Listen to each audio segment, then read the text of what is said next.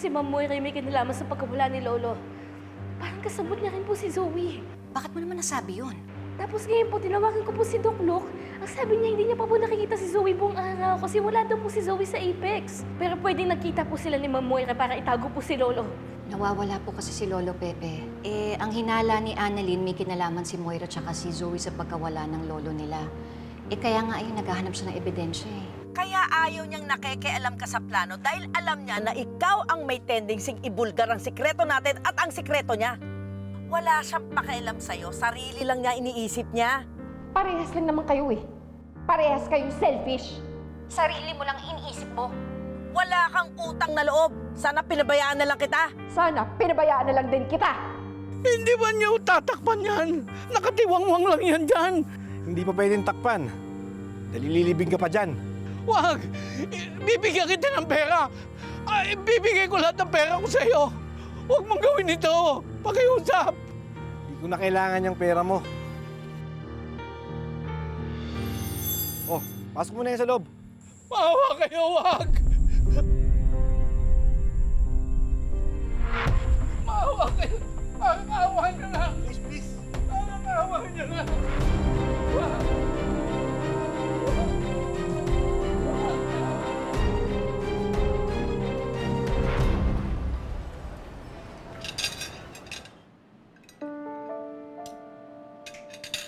Alam mo, para kang pinaparusahan dyan sa ginagawa mo dyan. Diyosa, ano ka ba? Sanay naman ako dito. Okay lang yun. Teka muna. Nasaan si Doc Carlos? Ba't hindi ka man lang tulungan? Ay, meron kasi siyang emergency sa ospital. Okay lang ako. Tsaka isa pa, sigurado ko hindi naman sanay si Carlos sa mga gawaing bahay. Tsaka nakakahiya, no? Nakakahiya? Bakit? Siyempre, asawa ko siya, kaya dapat pinagsisilbihan ko si Carlos. Alam mo, Lynette, diyan ka talaga mali. Mali ka dyan, Lynette. Dapat ang mag-asawa nagtutulungan sa lahat ng aspeto. Dapat pantay.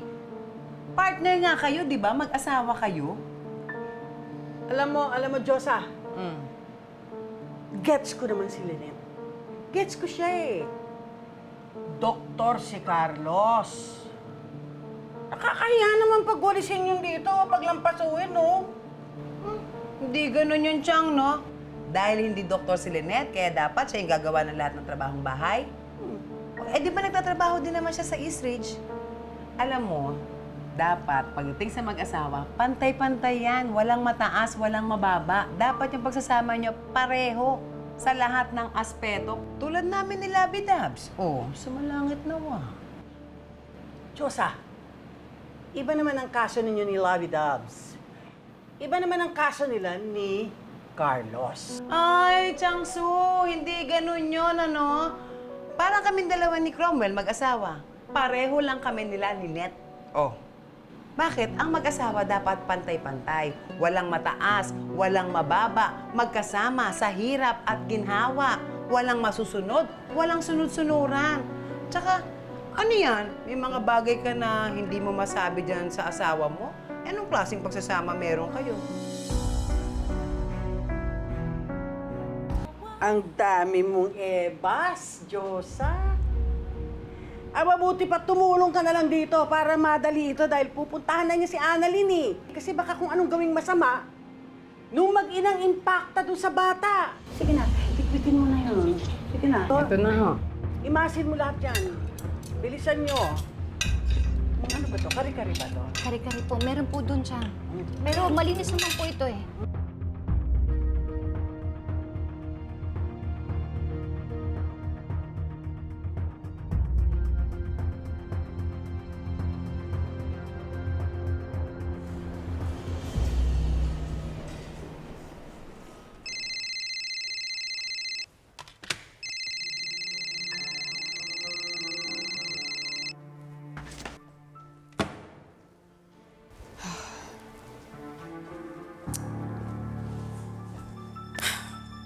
Talaga naman nagtatampo pa rin tong Zoe na to. Kasi si Carlos eh. Magandang gabi, madam. Madam, magandang gabi. Sino to? Madam, ako nga pala si Dax. Dating pulis, ngayon tirador. Di ba may kasama ka na dati? Ba't nagsama ka pa ng iba? Napatay ko, ma'am eh. Traitor kasi. At paano mo nalalaman na hindi to traidor? Ayoko magka-problema dyan. Madam, nababayaran ako pero hindi ako nabibili. Isa pa, utang kong buhay ko rito. Kaya hindi ko kayo tatraidorin. Ang tanong, maaasahan ka ba talaga? Madam, kahit anong ipagawa mo dyan, gagawin yan. Talaga? Sige nga, subukan natin. May pagagawa ako sa'yo.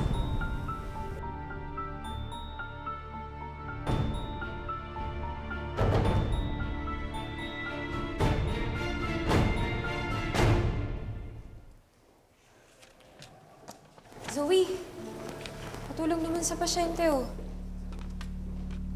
Sige.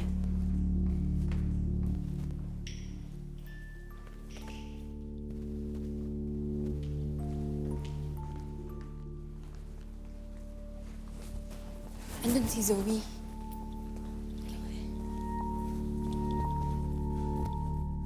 Lo? Ano pong nararamdaman ninyo? Dok, bakit parang malungkot ka?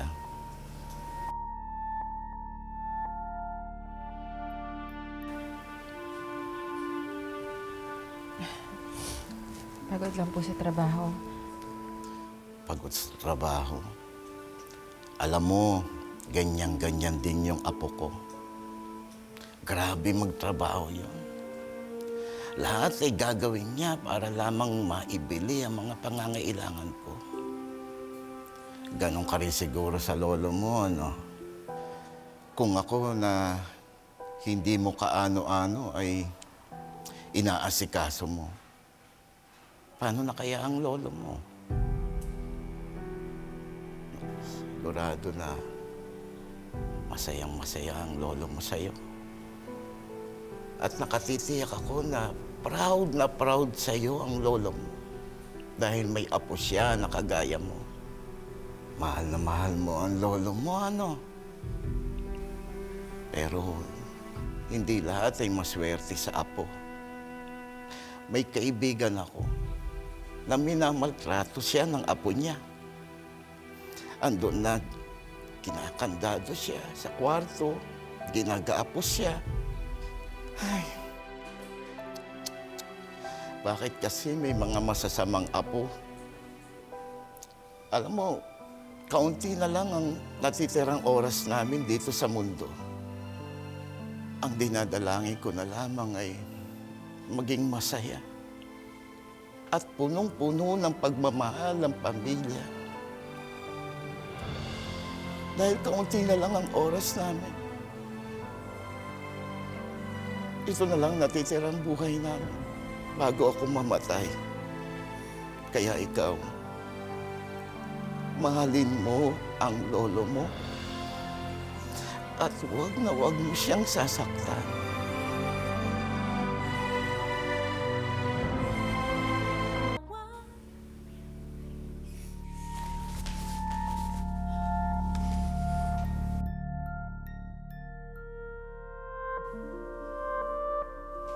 Zoe, okay ka lang? Ano bang pake mo?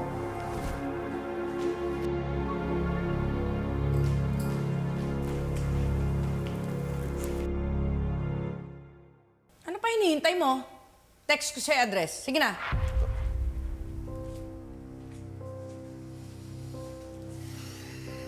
Madam, tubig ka muna. Masyado kang tensyonado eh. Alam mo, siguraduhin mong hindi papalpak yung Dax na yan, ha? Oo naman, ma'am. Mahusay yun. Huwag kayong mag-alala. O ano, kamusta na yung binang ko? Yun, ma'am, pasensya na. Medyo nasaktan ko eh. Tapang kasi. Medyo lang? I would have expected by now bali-bali na yung mga buto niya. May awa ka pa rin pala. Kaya naman, ma'am. Madam, maiba ako. Mayaman ba talaga yung biyenan mo? Kasi kanina pa ako sinisilaw ng pera eh. Oh, nagpasilaw ka naman. Uy, hindi madam ha. Si Vasquez yun, kaya nga tinuluyan ko eh. Good. Halika na. Puntahan na natin yung biyenan ko. Ano, Diyosa? Hindi ka pa patapos dyan? Naku, pagod na pagod kami. Ang dami naming inugasan, no? Alam mo, kundi nga lamang kuda ng kuda itong si Diyosa. Kanina pa dapat kami tapos. Diyos ko, ang dami-daming eme-eme nito. Chosa, salamat sa tulong mo, ha. Oh, kumuha na kayo ng pagkain dyan. Ako nang bahala. Ako nang bahala dyan. Iwan mo na yan. Ay naku, Lynette, matik na yon. Basta ang mahalaga sa atin, matapos natin lahat ng mga hugasin, di ba, Chang, no? Kaya natin yan. Salamat. Sige na. Kung minang bahala rito, magbihis ka na at puntahan mo na si Annalyn. Oo nga, gumagabi na. Sige na. Magpapaalam muna ako kay Carlos.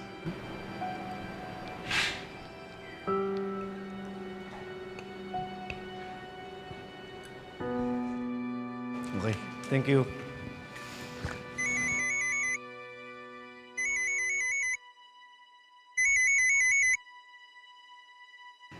Hello? Napatawag ka, Lynette? Carlos, magpapaalam lang sana ako. Pupuntahan ko si Annalyn sa Apex. Anong gagawin mo doon? At bakit ka pupunta ng Apex? Kasi nabisto ni Annalyn na nagsinungaling si Zoe sa kanya. At yung pakiramdam niya, may kinalaman si Zoe sa pagkawala ng lolo nila. Kaya ayun, naghanap siya ng ebidensya. Anong ebidensyang mahahanap ni Annalyn doon sa Apex? Ang kulit talaga ng anak mo. Sandali. Carlos, bakit parang nagagalit ka? Hindi ako galit, Lynette. Nafu-frustrate ako sa anak mo. Dahil idinitingin yung kapatid niya sa pagkawala ng lolo nila. Hindi niya binigyan ng benefit of the doubt. Itunuring niya agad ang suspect. Kaya nga naghahanap ng ebidensya si Annalyn. Hindi, Lynette. Narinig ko siyang nagkukwento kay Doc Lindon na pinagbibintangan niya si Zoe. Alam mo, wala pang lumalabas sa police report eh. Sinisira na yung pangalan ng kapatid niya. Alam mo, ang pinag-aalala ko, paano pa nagkaanak tayo? Ganyan din bang gagawin niya sa anak natin? Carlos, alam mo namang mabait si Annalyn, di ba? Oo nga, mabait. Pero lagi mo siyang kinakampihan at kinukonsinte. Imbes na pangaralan. Kakausapin ko na lang si Annalyn. Lynette, ano? Pumayag na ba? Dalian mo na! Bilisan mo na, magbihis ka na! Lynette, sino yun? Si Chang Susan. Hi, Doc! Andito kami ni Diyosa. Ay, Doc! Ganda ng bahay mo talaga! At anong ginagawa nila sa bahay ko? Pinapunta ko sila dito kasi marami kasing natirang pagkain kaya bibigyan ko sila. Nagpaalam ka ba sa akin? Carlos, sila Chang Susan to, pamilya ko sila. Kahit pa. Di ba, napag-usapan natin to nung dumating niya si Doc Katie na hindi mo sinasabi sa akin. Ano? Gumaganti ka? Dahil binibisita ko ng mga kaibigan ko na hindi ko sinasabi sa'yo? Carlos, hindi ganun yun. Bahay ko yan, Lynette. Siguro naman may karapatan akong malaman kung sinong pumapasok sa bahay ko. At isa pa, inaalala kong safety mo after nung nangyari kay Sir Pepe. Mahirap magtiwala kahit kanino. Lynette, pauwi mo na sila, at ayokong makipagkwentuhan pag uwi ko. At huwag mo nang pupuntahan si Annalyn. Sige, Carlos.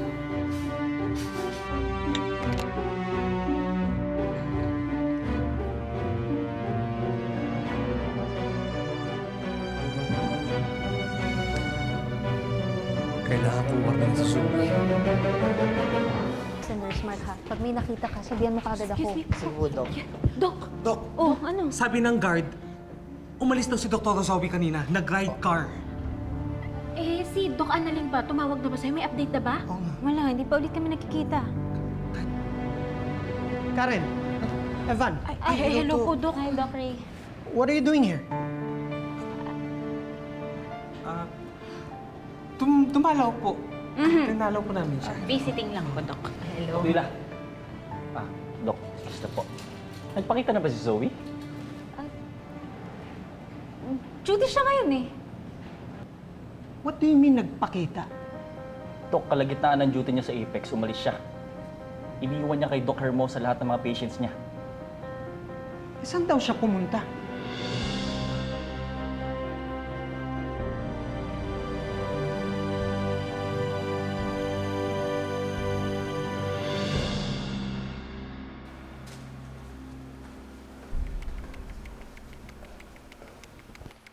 Ay, nasan yung Paul?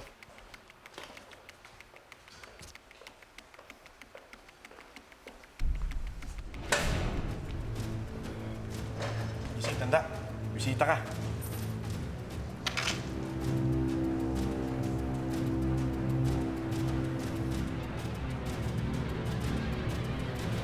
Patay na ba ako? Bakit kaharap ko na si Satanas? Balahaja, iwan mo muna kami. Sige ma'am, labas lang ako.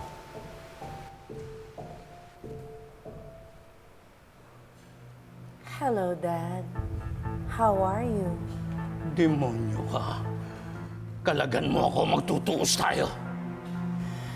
Dad, alam mo ba, ayokong nakikita kitang ganito. We're family. Ayokong nasasaktan ka. Sino maniniwala sa'yo? Itim ang budi mo.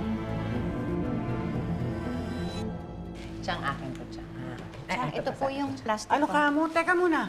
Salamat. Sige.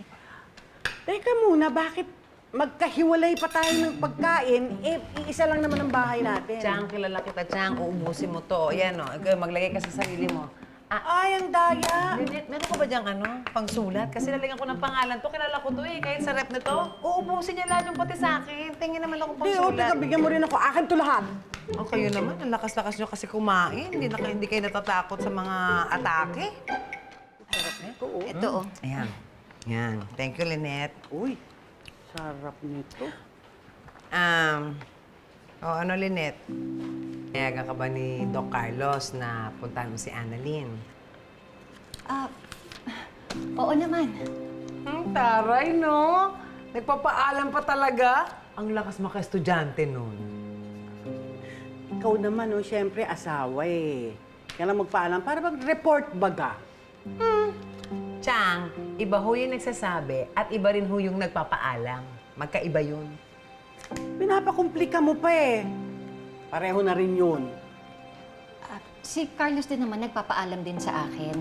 Siyempre, gusto namin, alam namin kung nasaan yung isa't isa, hindi ba? Lalo na ngayon, yung nangyari kay Lolo Pepe. Mahirap na kasi, di ba? Uy, yun naman pala eh. Kita mo, napaka-malisyosa mo, Diyosa. Alam mo, Lynette, huwag kang maniniwala dito, ha? Huwag kang maniniwala sa babaeng to. Kasi lahat ng relasyon may iba-ibang rules na kayo din ang gagawa. Ha? Eh, ano, hindi ka pa ba aalis? Bakit di ka pa nagbibihis? Tatawagan ko na lang po si Annalyn. Nandun naman po si RJ tsaka si Ma'am Giselle. Sigurado naman ako na hindi niya hahayaan na mag-away yung dalawa. Eh, kung hindi ka na pala aalis, mag-wine na lang tayo. Hala ka, Chang. Wine agad? Eh, di mo pa nga naubos yung kape mo? Masama yun. Hindi, wine. Chang, pasensya na po. Masakit po kasi yung ulo ko tsaka medyo pagod na rin po kasi ako eh. Eh, di kami na lang ang magwa-wine habang hinihintay si Doc Carlos. Ay, oo nga. Oo nga, Lynette. Tama yung kami na lang maghihintay kay Doc Carlos. Chang, Josa, pasensya na kayo kasi si Carlos, hindi yun umiinom kapag may trabaho yun kinabukasan. At saka sigurado ako, pag uwi niya dito, pagod na pagod yun.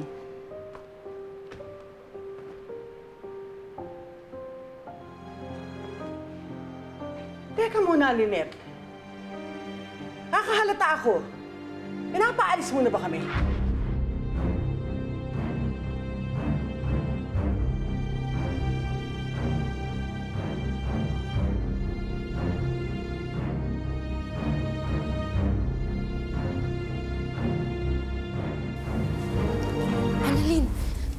may na-discover ka ba? Wala nga eh. Pero mukhang naapektuhan siya dun sa sinabi ng pasyenteng matanda. Eh, baka naman nag-worry lang din siya sa lolo niyo.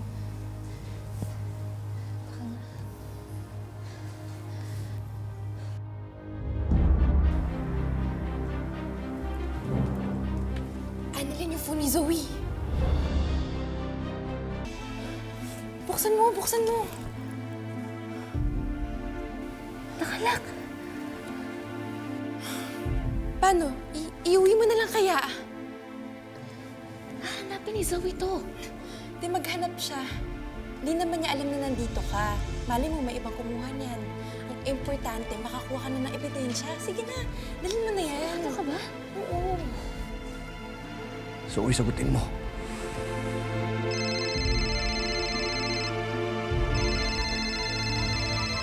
Si Doc Carlos? Zoe, sagutin mo. Sagutin mo. Oh my God, may phone! Teka, phone ni Zoe yan ah. What are you doing here? Zoe! Zoe! Zoe, si Annalyn, oh! Hawak niya yung cellphone mo na nakawin yata. Ganito yung gagawin mo, ha? Basta siguraduhin mong mahihirapan at masasaktan yung babaeng yan. Palalabasin niyo tong akyat bahay. Hello, Snow White? Sino kayo? Sabi yan. At higit sa lahat, huwag kayong tatanga-tanga. Ma'am Moira? Hello, Zoe. Mabuti naman sumagot ka.